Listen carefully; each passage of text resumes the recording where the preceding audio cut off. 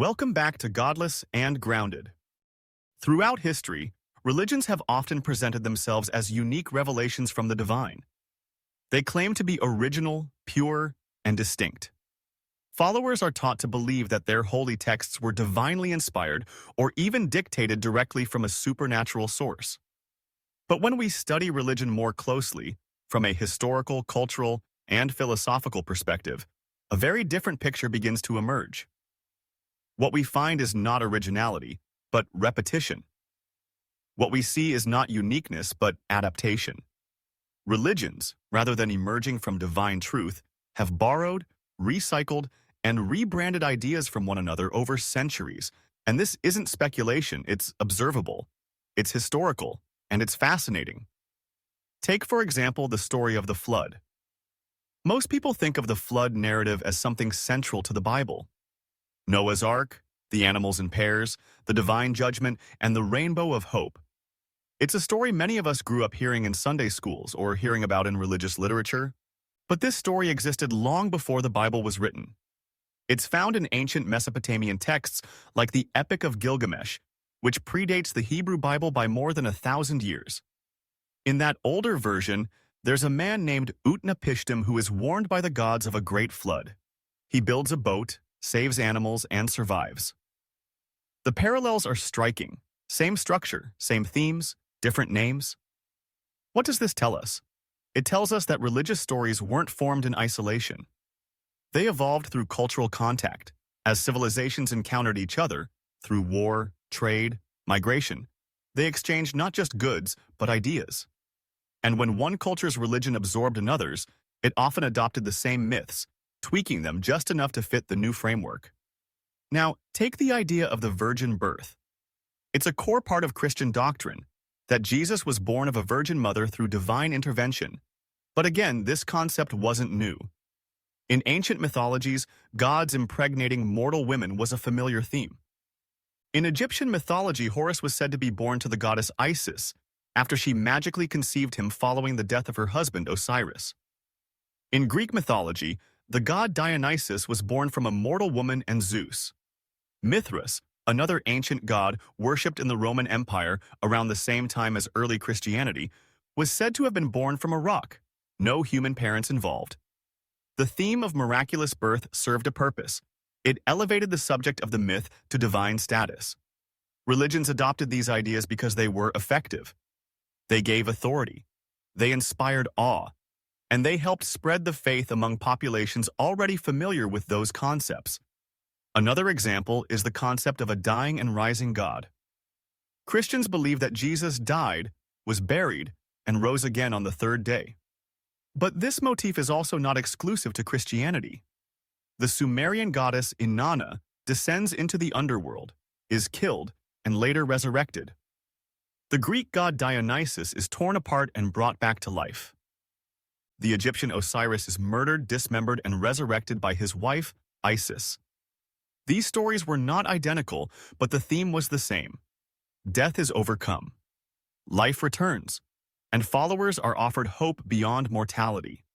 It's not hard to see how these themes would appeal to people. Death has always been one of the greatest human fears. Al-Sa'd, a story that provides a narrative of life after death, especially one involving divine sacrifice, can offer emotional comfort. And religions recognize that emotional power.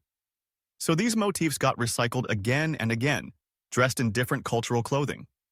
Even the idea of heaven and hell, eternal reward and punishment, was not unique to Christianity or Islam. Ancient Zoroastrianism, which predates both, already had a dualistic structure. A cosmic struggle between good and evil, judgment after death, and division into paradise or torment. Many scholars believe that Jewish eschatological ideas were influenced by Zoroastrian beliefs during the Babylonian exile, when Jewish communities came into contact with Persian culture. Before that period, the Hebrew Bible had little to say about the afterlife. It was Sheol for everyone, a shadowy, neutral place. But later texts began to describe more vivid afterlife destinies, including punishment for the wicked and reward for the righteous. So what changed?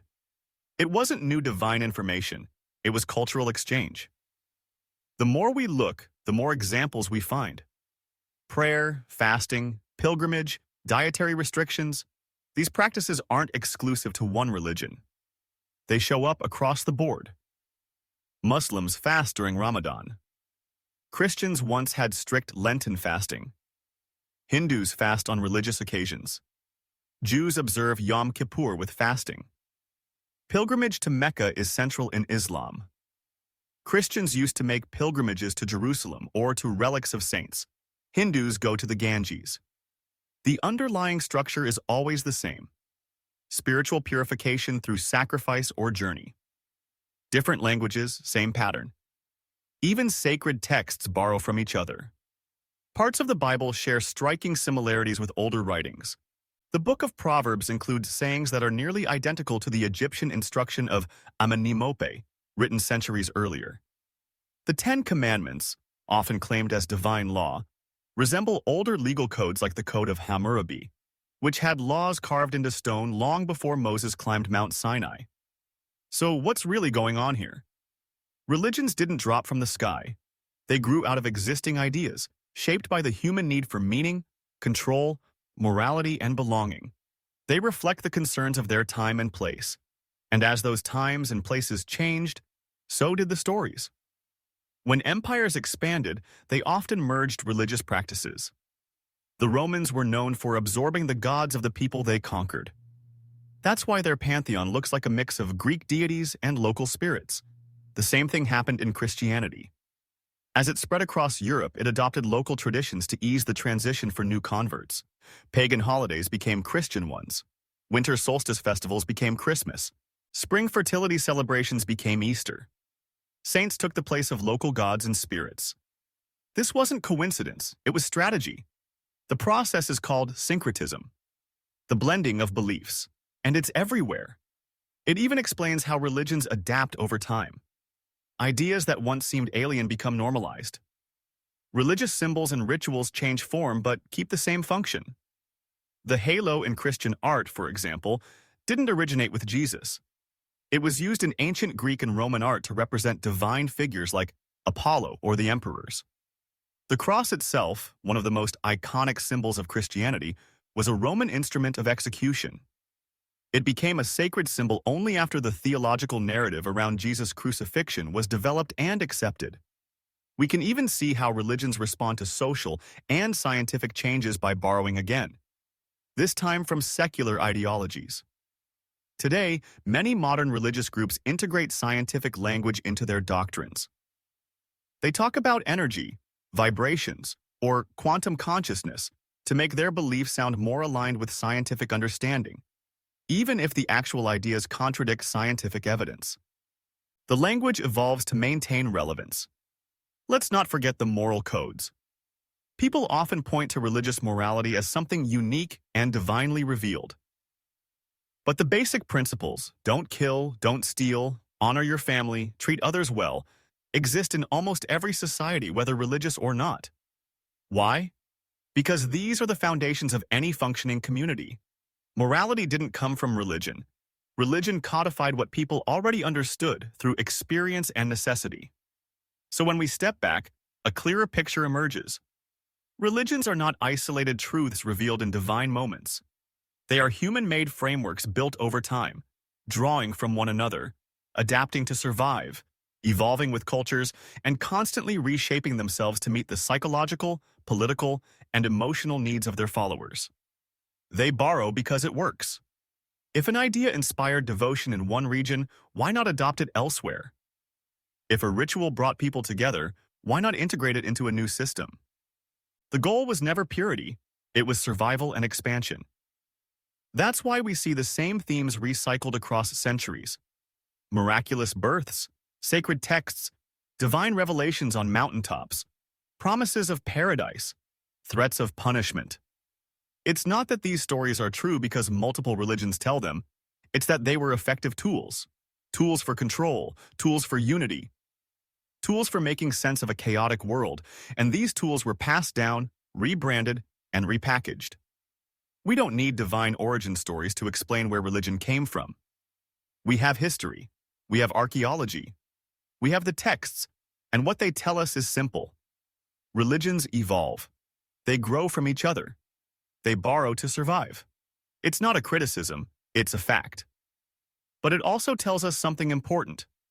If religions borrow from one another, and if their core stories aren't original, then maybe we shouldn't accept them at face value. Maybe we shouldn't treat them as absolute truth simply because they've lasted a long time. Longevity doesn't equal truth. Familiarity doesn't equal divinity. And if humans built religion, then humans can move beyond it by recognizing the patterns, understanding the history, and asking better questions. Because when we stop accepting recycled stories as sacred, we start seeing them for what they are. Reflections of us, human ideas, human fears, human hopes. And maybe, just maybe, that realization brings us closer to truth than any scripture ever could.